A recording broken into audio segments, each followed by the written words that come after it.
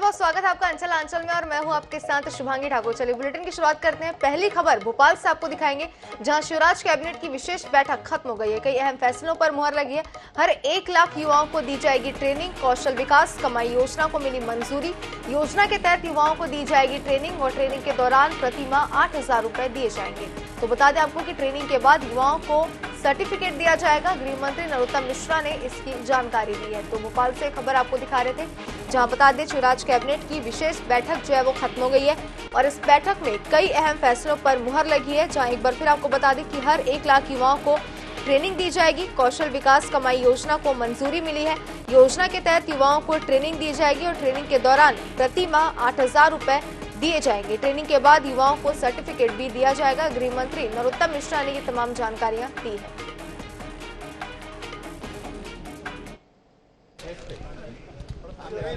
आज का दिन मध्य प्रदेश के युवाओं के लिए ऐतिहासिक दिन था। जैसे पूर्व की सरकारें, खासकर कमलनाथ जी की 15 महीने की सरकार ने युवाओं को झुंझुना दिया, ढोल चराना, बैंड बजाना, ढोल बजाना इधर आकर्षित किया था। वहीं आज मध्य प्रदेश की सरकार ने युवाओं को रोजगार देने की दिशा में महत्वपूर्ण पहल की, जो मील का पत्थर साबित होगी बेरोजगारों के लिए। वैसे भी 1 लाख रोजगार हमने दे दिए, लगभग प्रक्रिया पूर्णता की है। हर महीने 2.5 लाख लोगों को लोन के माध्यम से, ब्याज माफी के माध्यम से प्रमाण पत्र बांटे जा रहे हैं। और आज जो किया है, इसमें 8,000 से 10,000 रुपया महीना सीखो और कमाओ योजना, सीखे भी वो और कमाए भी। ये कहावत आपने सुनी होगी कि चिड़िया अपने बच्चों को घोंसला नहीं देती, पंख देती है। बेरोजगारी भत्ता समस्या का निदान नहीं है, ये स्थायी निदान है कि वो सीखें, जिससे स्थायी हो जाएंगे। और जब तक नहीं सीखेंगे, जब तक 8,000 से लेके 10,000 रुपया तक हमारे जो नौजवान हैं, बेरोजगार हैं, उन्हें ये राशि दी जाएगी। ये ITI, डिप्लोमा, स्नातकोत्तीर्ण, उच्च शिक्षा, ग्रेजुएट, पोस्ट ग्रेजुएट, इन सभी बच्चों के लिए ये स्वर्णिम और सुनहरा अवसर है, जिसमें 8,000 से 10,000 तक 4 वो रखे हैं, 8,000, 8,500, 9,000 और 10,000। ये योजना 7 जून से संस्थाओं में पंजीयन प्रारंभ हो जाएगा। 15 जून को युवाओं का पंजीयन होगा। 15 जुलाई से मार्केट प्लेस प्रारंभ होकर युवाओं को दे दिया जाएगा और 31 जुलाई को युवाओं का अनुबंध हो जाएगा और अगस्त में इनको पैसा मिलना प्रारंभ हो जाएगा। और आज जो किया है, इसमें 8,000 से 10,000 रुपया महीना सीखो और कमाओ योजना, सीखे भी वो और कमाए भी। ये कहावत आपने सुनी होगी कि चिड़िया अपने बच्चों को घोंसला नहीं देती, पंख देती है। बेरोजगारी भत्ता समस्या का निदान नहीं है, ये स्थायी निदान है कि वो सीखें, जिससे स्थायी हो जाएंगे। और जब तक नहीं सीखेंगे, जब तक 8,000 से लेके 10,000 रुपया तक हमारे जो नौजवान हैं, बेरोजगार हैं, उन्हें ये राशि दी जाएगी।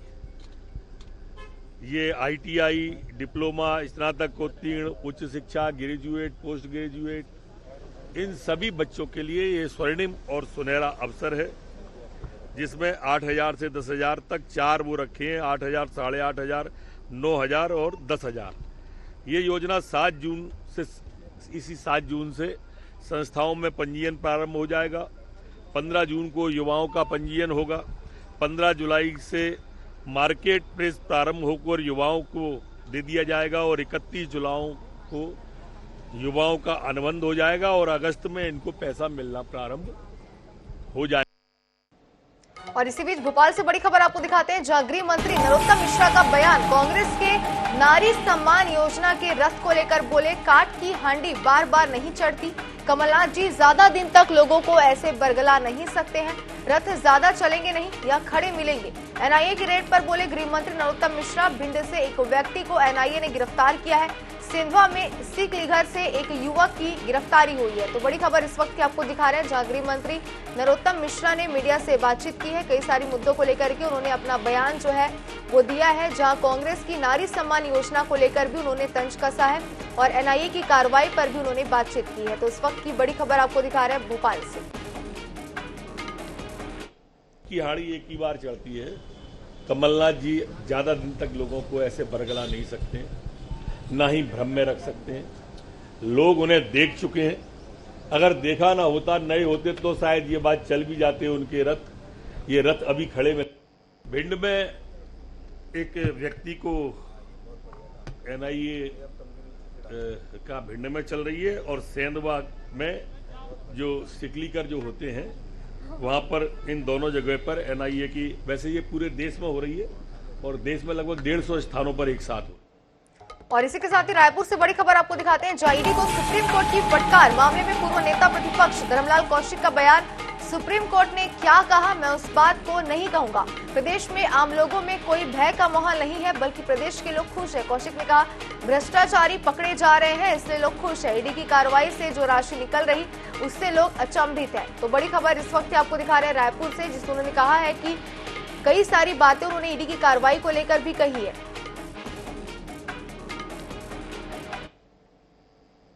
सुप्रीम कोर्ट ने जो कहा है मैं उस बात को नहीं कहूंगा, लेकिन छत्तीसगढ़ में आम लोगों में कोई भय का माहौल नहीं है, बल्कि लोग खुश हैं।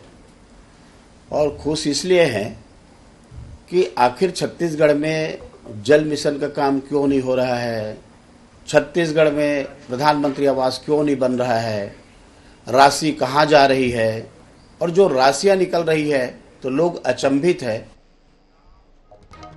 छत्तीसगढ़ में मिशन 2023 की बिसात बिछने लगी है। कांग्रेस और भाजपा एक दूसरे को घेरने में कोई कसर नहीं छोड़ रही है। पीसीसी अध्यक्ष मोहन मरकाम ने बीजेपी पर निशाना साधते हुए कहा कि भारतीय जनता पार्टी गौठान और चावल पर झूठे आरोप लगा रही है। बीजेपी वालों को कर्नाटक चुनाव में सबक लेना चाहिए। झूठे आरोप लगाकर चुनाव नहीं जीता जा सकता। मरकाम ने कहा कि छत्तीसगढ़ सरकार पूरी पारदर्शिता के साथ काम कर रही है। शराब घोटाले के आरोप पर पलटवार करते हुए पीसीसी चीफ ने कहा कि राजस्व बढ़ा तो फिर घोटाला कहां से हो गया। इसके अलावा मरकाम ने कहा कि सत्ता और संगठन में कोई बदलाव की स्थिति नहीं है। कोई भी खिस्तान की बात नहीं है। और क्या कुछ उन्होंने कहा, आपको सुनाते हैं। देखिए, शराब नीति डॉक्टर रमन सिंह जी की सरकार में 2012 से शुरुआत हुई। उससे पहले ठेकेदारी प्रथा के माध्यम से शराब बिक्री होती थी। मैं पूछना चाहता हूं डॉक्टर रमन सिंह जी, आपकी नीति के अनुसार ही हमारी सरकार आगे बढ़ाई है और हमारी सरकार में शराब बिक्री में राजस्व में भी बढ़ोतरी हुई, तो फिर घोटाला कहां से आ जाता है? मैं भारतीय जनता पार्टी के नेताओं से पूछना चाहता हूँ। देखिए, हम तो कोई अभी तक विवाद तो कहीं हमें नहीं लगता। हम लोग सत्ता और संगठन तालमेल के साथ काम कर रहे हैं और हमें लगता है कि 2023 में हम दमदारी के साथ सत्ता और संगठन में के साथ जाएंगे और हमें लगता है हमारे प्रत्याशी, कांग्रेस के प्रत्याशी जीत के आएंगे और हमारी सरकार फिर से बनेगी। देखिए, परिवर्तन की बात तो आपके मीडिया के माध्यम से लगातार, हम तो 2 महीने से मीडिया के माध्यम से सुन रहे हैं और ऐसी खबरें चल रही जो प्लांटेड खबरें हैं, तो इससे मीडिया की भी विश्वसनीयता खत्म हो जाती है। भारतीय जनता पार्टी अभी गोठानों में गई थी निरीक्षण करने। 1300 करोड़ रुपए का झूठा आरोप लगा है, जबकि भारतीय जनता पार्टी के नेता के जो गोठानों में 400-500 गायों की मौत हो गई थी और अनुदान राशि भी भारतीय जनता पार्टी के नेता हजम कर गए थे। तो भारतीय जनता पार्टी किस मुंह से कहते हैं कि हमारी सरकार पर झूठे आरोप लगाते हैं? हमारी सरकार पारदर्शिता के साथ आगे काम कर रही है। हमें लगता है जनता का आशीर्वाद हमें मिल रहा है। भारतीय जनता पार्टी को कर्नाटक चुनाव से भी इनको सबक लेना चाहिए, क्योंकि झूठे आरोप लगाकर आप ज्यादा दिनों तक नहीं चल सकते। मध्य प्रदेश विधानसभा नेता प्रतिपक्ष डॉक्टर गोविंद सिंह करीब 2 करोड़ 26 लाख के विकास कार्यों के भूमि पूजन कार्यक्रम में शामिल होने के लिए उमरिया पहुंचे। साथ ही उन्होंने कांग्रेस पदाधिकारियों के साथ बैठक लेकर टिकट की मांग करने वाले नेताओं से चर्चा की और इस दौरान भाजपा विधायक शिव नारायण सिंह भी उपस्थित रहे।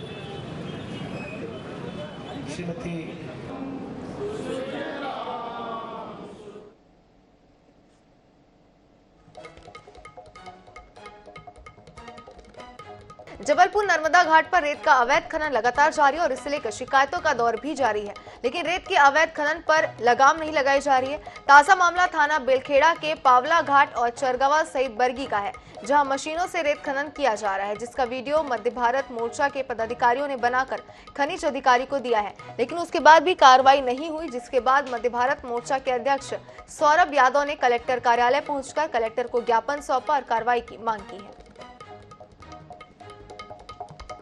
कई महीनों से नर्मदा जी में अवैध रेत का उत्खनन धड़ल्ले से चल रहा है, जिसकी शिकायत हमने पूर्व में कई बार यहां पर आकर की, अपर कलेक्टर महोदय को की, माइनिंग अधिकारी को की। उसके बावजूद भी अभी तक कोई भी ऐसी बड़ी कार्रवाई इनके द्वारा नहीं की गई और अभी भी धड़ल्ले से मशीन लगाकर नर्मदा जी से अवैध रेत उत्खनन निकाला जा रहा है, जिससे लेकर हम अपनी मांग करने आए थे कलेक्टर साहब से कि ऐसे अधिकारी को आप अलग करें जो केवल बैठे हुए हैं, कुछ कर नहीं रहे हैं, इनकी जगह कोई दूसरे अधिकारी को लाएं।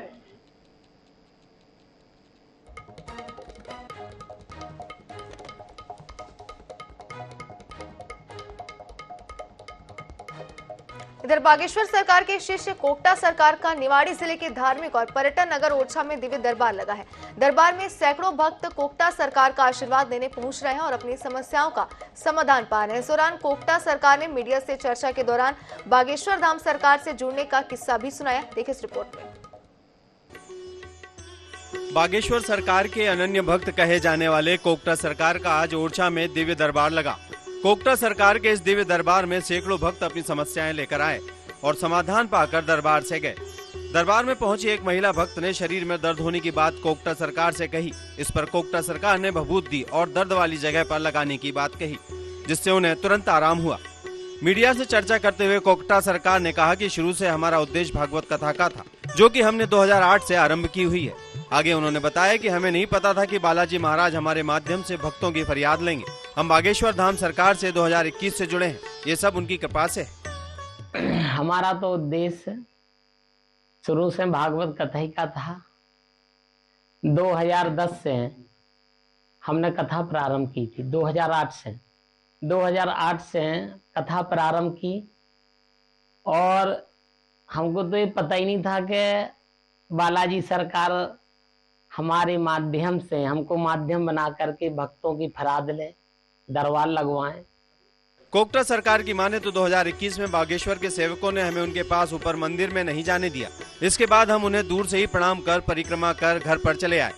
उन्होंने कहा कि हम वहां पर एक रोग के आराम के लिए गए थे और पहली बार में ही हमें आराम मिल गया। घर पर जब कोकटा सरकार सो रहे थे तब बागेश्वर धाम सरकार धीरेन्द्र कृष्ण शास्त्री और सन्यासी बाबा उनके सपने में आए और नाराजगी का कारण पूछा।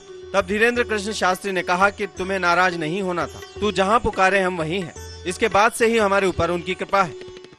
बागेश्वर वाले महाराज जी से आज हम कम से कम 2021 से जुड़े हैं और कृपा उन्हीं की अचानक ऐसी भई कि बागेश्वर जिस समय हम पहुंचे, जब वहां पहुंचे तो वहां पहरेदारों ने जब ऐसी सेवक खड़े रहती थी लाठी लेकर के, तो उन्होंने मंदिर पे नहीं जाने दिया। कोकटा सरकार के यहाँ दरबार में जितने भी भक्त रोते हुए आते हैं, यहाँ से हंसते हुए जाते हैं। 55 केस ऐसे हैं जिन्हें डॉक्टर मना कर चुके हैं, लेकिन आज वो सब बाबा के आशीर्वाद से स्वस्थ हो चुके हैं। ओरछा से हेमंत गोस्वामी की रिपोर्ट। और इसी बीच नागदा से बड़ी खबर आपको दिखाते हैं, जहां सराफा व्यापारी को बातों में उलझाकर की चोरी। 2 आरोपी 800 ग्राम चांदी की पायल और चैन लेकर रफू चक्कर हो गए। घटना का सीसीटीवी फुटेज सामने आया, तो उस वक्त की बड़ी खबर आपको दिखा रहे हैं और बता दें कि इस पूरी घटना का सीसीटीवी फुटेज भी जो है वो सामने है। फिलहाल स्क्रीन पर हम आपको फुटेज दिखा रहे हैं, आप देख सकते हैं। सराफा व्यापारी को बातों में उलझाकर चोरी की घटना को अंजाम दिया गया है और बता दें कि इस तरीके से शातिर चोर जो है वो अब नजर आ रहे हैं, जहां पे एक अनोखे अंदाज में उन्होंने बातों में उलझाकर चोरी की घटना को अंजाम दिया है। और इसी के साथ एक और बड़ी खबर आपको बिलासपुर से दिखाते हैं, जहां अवैध निर्माण पर चला निगम का बुलडोजर। अवैध बाउंड्री वॉल को किया ध्वस्त। राजेंद्र सिंघानिया के अवैध निर्माण पर कार्रवाई की गई है। निगम की कार्रवाई को लेकर विरोध भी हुआ है, तो बड़ी खबर इस वक्त की आपको दिखा रहे हैं। बता दें कि इस कार्रवाई को लेकर के विरोध भी हुआ है, निगम की कार्रवाई थी और तस्वीरें भी हैं जहां पे आप देख सकते हैं। बिलासपुर से इस वक्त की बड़ी खबर।